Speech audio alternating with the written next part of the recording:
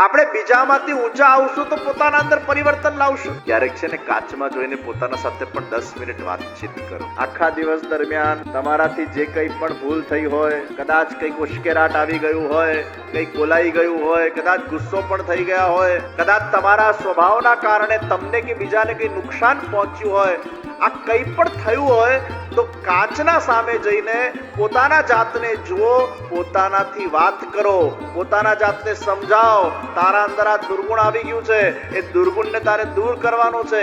એના માટેના આપણે પ્રયાસ કરવાના છે.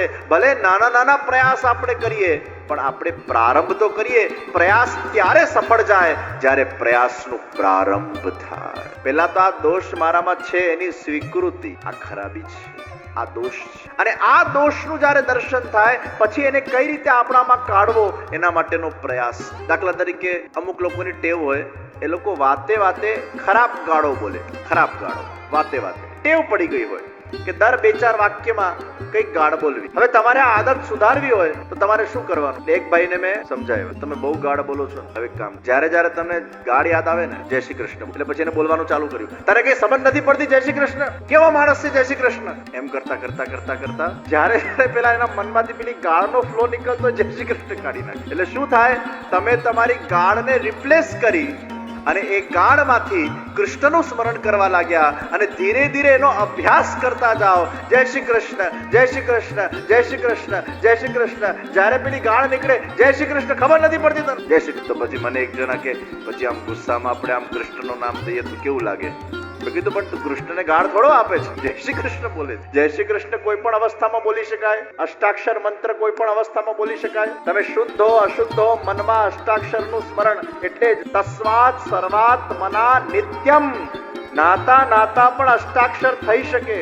તમારી કોઈ પણ ખરાબ આદતને તમારે કંઈક સબસ્ટિટ્યુટ ઓપ્શનમાં રિપ્લેસ કરવી પડે. અને તમારી ડે ટુ ડે માં જે આદતો છે એના સાથે એને જોડી દો, કોઈ નવી આદતને તમારે ઇન્કોર્પોરેટ કરો. દાખલા તરીકે ભોજન પહેલા, ભોજન પછી, સ્નાન પછી, રાત્રે સૂતા પહેલા કોઈ પણ નિયમ લેવો હોય તો એને તમારી જે ડે ટુ ડે હેબિટ છે એના સાથે વચ્ચે વચ્ચે એને નાખી દો, તો તમને યાદ પણ રહેશે કે આના પહેલા મારે આ કરવું. આપણે પેલા વાર્તા પ્રસંગોમાં નથી જોતા, એક શેઠજી બહુ વ્યસ્ત હોય છે અને એમને વ્રજમાં જવાની બહુ ઈચ્છા થતી હોય છે, પણ જઈ નથી શકતા, કારોબારમાં ખૂબ બિઝી છે. એટલે એમને પછી એક માણસ રાખ્યો. એ માણસ દર 2 કલાકમાં અલાર્મ વગાડે, ભૈયા ગોકુલ કબ ચલેંગે, ભૈયા ગોકુલ કબ ચલેંગે, ભૈયા ગોકુલ કબ ચલેંગે. એટલે પેલો દર 10 મિનિટે અલાર્મ વગાડે, ભૈયા ગોકુલ કબ ચલેંગે.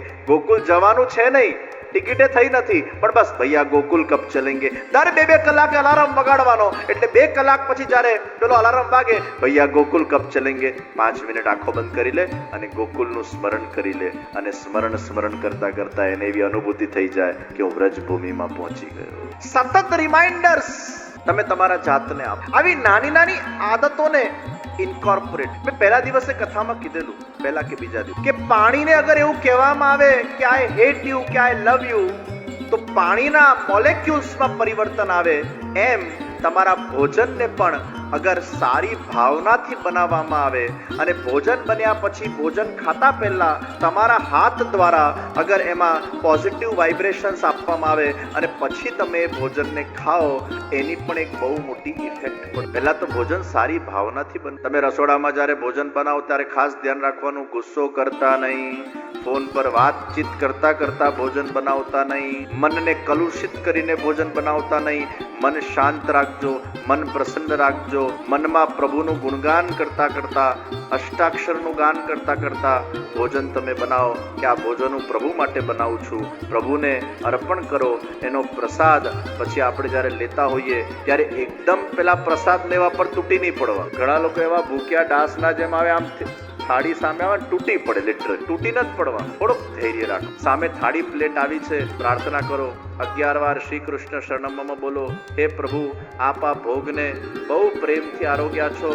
આ ભોગના, આ પ્રસાદના કણકણના અંદર પ્રભુ આપનો ઉચ્છિષ્ટ છે, આપની પ્રસાદી છે, આપનું જીવહારસ જોડાયેલું છે, આપનું સ્પર્શ જોડાયેલું છે.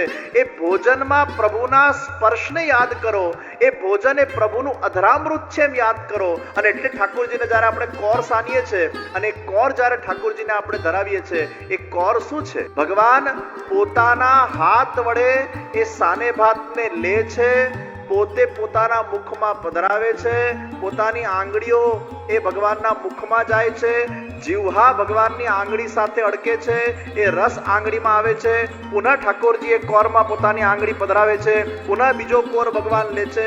ભગવાનના અધર રસ સાથે જેનું સંબંધ છે એને પ્રસાદ ન કહેવાય, એને મહાપ્રસાદ કહેવાય. અને 2 મિનિટ આ પ્રાર્થના કર્યા પછી, આ ભાવ કર્યા પછી કે આ ભોજન હું જે લેવા જઈ રહ્યો છું આ શું છે? આ કોઈ સામાન્ય ભોજન નથી, આ મારા પ્રભુની પ્રસાદી છે, આમાં પ્રભુનો અધર રસ સમાયેલો છે, અને આ ભોજનને જ્યારે હું મારા અંદર લઈશ એ મારું રક્ત બનશે, હું સ્વયં એ બનીશ.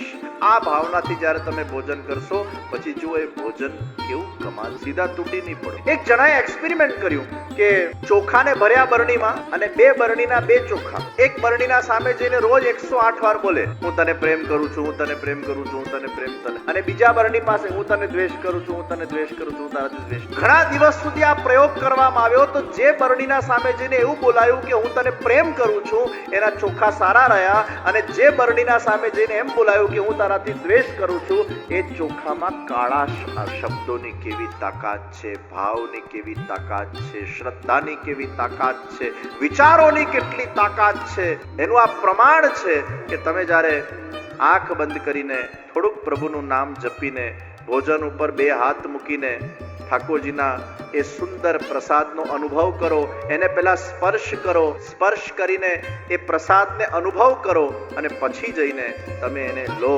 અને ચાવતા ચાવતા પણ ક્યાંક શ્રેષ્ઠ પ્રકાર તો એવો છે કે મૌન રાખીને ભોજન કરવું, પણ હવે આજના જમાનામાં એ એટલે સંભવ નથી કે આજે લોકોની વ્યસ્તતા એટલી વધી ગઈ છે, લોકો પાસે સમય નથી હોતું, અને લોકો બિચારા ભોજનના ટાઈમ પર જ પરિવારને મળી શકતા હોય, એકબીજા સાથે વાત કરી શકતા હોય. એટલે આજના સમયના લોકો માટે હું એવું સૂચન ક્યારેય નહીં કરું કે તમે મૌન રાખીને ભોજન કરો, કારણ કે પરિવારના મળવાનો, વાતચીત કરવાનો, વાતોને શેર કરવાનો એ સમય હોય છે, પણ શ્રેષ્ઠ પ્રકાર એ છે કે તમે મૌન રાખીને ભોજન, જ્યારે મૌન રાખીને તમે ભોજન કરો છો અને એ ભોજનને જ્યારે તમે ચાવો છો ને ચાવતા ચાવતા પણ એમાં પોઝિટિવ વાતોનું જ્યારે સ્મરણ, યાદ રાખજો ભોજન બનાવતી વખતે પણ કોઈ નેગેટિવ થોટ ના જોઈએ, અને ભોજન કરતી વખતે પણ કોઈ નેગેટિવ થોટ ના જોઈએ. ભોજન બનાવતી વખતે પણ પોઝિટિવ થોટ, અને ભોજન કરતી વખતે પણ પોઝિટિવ થોટ, જરા પણ નેગેટિવ થોટથી ભોજન નહીં કરતા. આખું તમારું રક્ત. અમારા અમેરિકામાં એક બેન, એમના હસબન્ડ એ ભગવાનમાં માને જ નહીં, એમના ત્યાં ઠાકોરજીની સેવા એટલી સુંદર બિરાજે, સખડી ભોગ ઠાકોરજીને ધરે, અને એ પતિ થોડા એમ સારા, પત્નીને બધું કરવા દે. ઘણા પતિઓ એવા હોય પોતે કરે નહીં કરવાય ન દે, ઘણા એવા હોય કે એ પોતે કશું ન કરે પણ પત્નીને બધું કરવા દે. આ બધા બહેનો આટલી મોટી સંખ્યામાં તમે ઉપસ્થિત થયા છો, તમારા વરજી આવ્યા કે નહીં આવ્યા ખબર નહીં, પણ તમારા વરે તમને મોકલ્યા તો અહીં સુધી આવ્યા ને, એટલે એમની સારાઈનો. વળી પાછા ઘણા બહેનો કે અમારામાં આટલો બધો ભાવ છે, અમારા વરજીમાં જગાડો ને, હવે જાગશે ત્યારે જાગશે, તમને આવવા દે છે ને અહીં સુધી. એમની સારાઈનો લાભ લો, એમને એપ્રિશિએટ કરો. અહીં આવવા તો દીધા ને અમને, ના પાડતે તો ક્યાં જતે? પાછા અમુક બહેનો કે એમ થોડું ના પાડે, એ તો મોકલવા જ પડે ને, મૂકવાય આવવું પડે, પાછું માનવું પડે. ડિપેન્ડ્સ કોનું હાલે છે. ઘણાને પાછા કંઈક કહીએ ને કેમ લાગે છે, પૂછવું જરા ઘરવાળા, એટલે ઘરવાળી શું છે પોતે નિર્ણય લે, પાછું પૂછીને હોમ મિનિસ્ટરને પૂછ્યા વગર નિર્ણય ન લે. તો અમારા અમેરિકામાં એક બેન, પતિ બહુ નતા સેવાભાવી, પછી ઠાકોરજીને જે ભોગ ધરાય એનો પ્રસાદ ડાઇનિંગ ટેબલ પર તો આવે, એ તો પતિએ ખાવો જ પડે, ક્યાં જાય? ભલે તમે પ્રભુની સેવામાં બહુ ના આવો પણ ભોજન તો કરવું પડશે જે પત્નીએ બનાવ્યું છે. પત્નીએ સારી ભાવનાથી પ્રભુનું નામ સ્મરણ કરતા કરતા એ ભોજનને બનાવ્યું, ઠાકોરજીને ધર્યું, અને એનો પ્રસાદ પેલા પતિએ ખાધો. પ્રસાદ થેરેપી કરવામાં આવી. 2, 3, 4 વર્ષ સુધી આ પ્રસાદ ખાધું, એ પતિના બ્લડમાં પરિવર્તન આવી ગયું. જે ભગવાનને માનતો નહોતો એ ભગવાનને માનતો થઈ ગયો. ये पवित्र भोजन का प्रताप है कि वो आपका रक्त बन जाता है. आप जो खाओगे वो आप बन जाओगे. इसलिए ध्यान रखना, आप कुछ ऐसा न खा लो जो आप बनकर अपने रक्त को बिगाड़ અને એટલે જ આ ફાસ્ટ ફૂડ આ રક્તને વિકાર પેદા કરે છે, રક્ત બગાડે છે, અત્યંત તમોગુણ પેદા કરે છે, એનું મન વિચલિત કરે છે.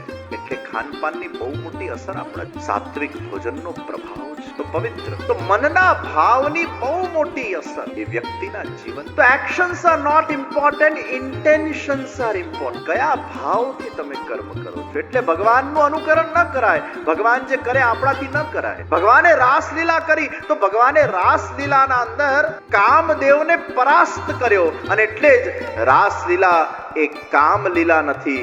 રાસલીલા એ કામ સાથેના યુદ્ધની લીલા છે. એ કામ ઉપરના વિજયની લીલા છે. એક લૌકિક કામ છે અને એક અલૌકિક કામ છે. જે લૌકિક કામ છે એમાં વાસના છે. આપણું દેહ પંચ મહાભૂતથી બનેલું છે. પૃથ્વી, જલ, તેજ, વાયુ, આકાશ, એમાં વાસના છે. આપણા શરીરના અંદર જેટલા પણ રગરગના અંદર જે અણુએ અણુ છે એમાં કામ બિંદુઓ છે. કારણ કે આપણું નિર્માણ જ કામથી થયું. જેટલા પણ દેહધારી લોકો છે એનું નિર્માણ કેવી રીતે થયું? એના મૂળમાં કામ છે. કામથી આપણું નિર્માણ થયું છે. અને એ કામના તંતુઓને નિષ્કામ જે બનાવી શકે, અર્થાત પરબ્રહ્મ પરમાત્મા જેમનું દેહ એ પંચ મહાભૂતથી નથી બનેલું, એમનું દેહ સચ્ચિદાનંદ રૂપ છે.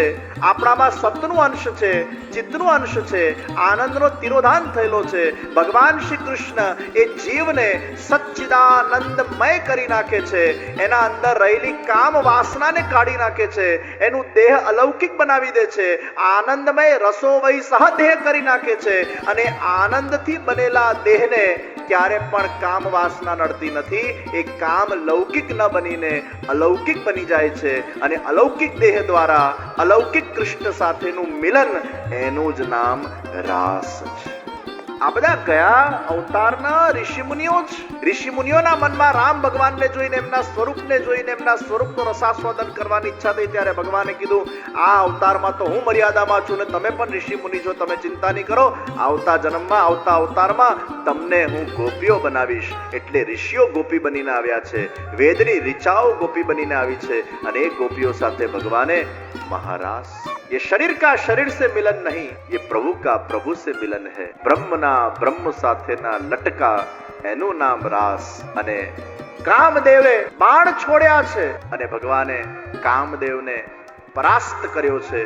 એટલે જ યોગેશ્વર કૃષ્ણ, યોગેશ્વરેશ્વર કૃષ્ણ, જે કામને પોતાના અંદર પ્રવિષ્ટ થવા દેતા. જ્યારે ભગવાને રાસનો શુભારંભ કર્યો ત્યારે કામદેવ આવ્યા. કામદેવ કે मैं आपके अंदर प्रविष्ट होऊंगा. तो प्रभु ने कहा, अरे तुम तो मेरे पुत्र हो, पता है शिवजी ने तुमको भस्म कर दिया था. कामदेव કે છે એ શિવજી ધ્યાન કરતા હતા અને ધ્યાનમાં એમને મેં બાધા નાખી એટલે શિવજીએ મને ભસ્મ કરી નાખ્યા. તમે અત્યારે કયા મોટા ધ્યાન કરવા બેઠા છો? આટલી બધી ગોપીઓના વચ્ચે તમે હો અને તમારા અંદર હું પ્રવિષ્ટ ના થવું એ કેમ શક્ય બને? ત્યારે ભગવાન કે છે, તાકાત હો તુમ में तो मुझ में घुस बताना, तुम नहीं प्रविष्ट हो सकते मेरे अंदर. અને આખી રાસલીલામાં એ કામ પ્રવેશ. એટલે જ મોરપીંછ નિષ્કામ ભક્તો પ્રભુને પસંદ. સકામ વાળા ભક્તો તો વિરહ અગ્નિમાં બળીને ભસ્મ થઈ ગયા. એ તો પ્રભુ સુધી પહોંચી જ નથી શકતા. ઋષિ મુનિઓને જ્યારે કામ સતાવે છે ને ત્યારે રાસ પંચાધ્યાયનો એ લોકો પાઠ કરે છે. આ રાસ પંચાધ્યાયનું પાઠ એ કામને અલૌકિક બનાવે, વાસનાથી રહિત કરી નાખે છે.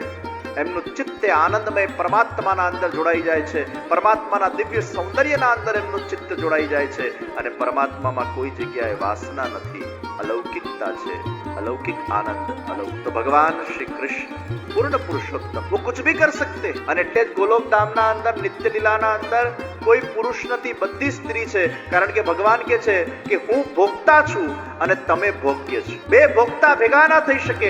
એક ભોગ્ય તો બીજો ભોગતા જોઈએ. એટલે અહીંયા ભૂતલ પર જે પુરુષો ઠાકોરજીની ખૂબ ભાવ પ્રેમથી સેવા કરે છે એમને મર્યા પછી ગોલોકધામની પ્રાપ્તિ થાય એમાં એને સ્ત્રી જ બનવાનું છે. એને સ્ત્રી રૂપે જ ભગવાન સ્વીકાર કરે છે. એટલે ભગવાન પાસે જવું હોય તો ગોપી બનીને જવું પડે.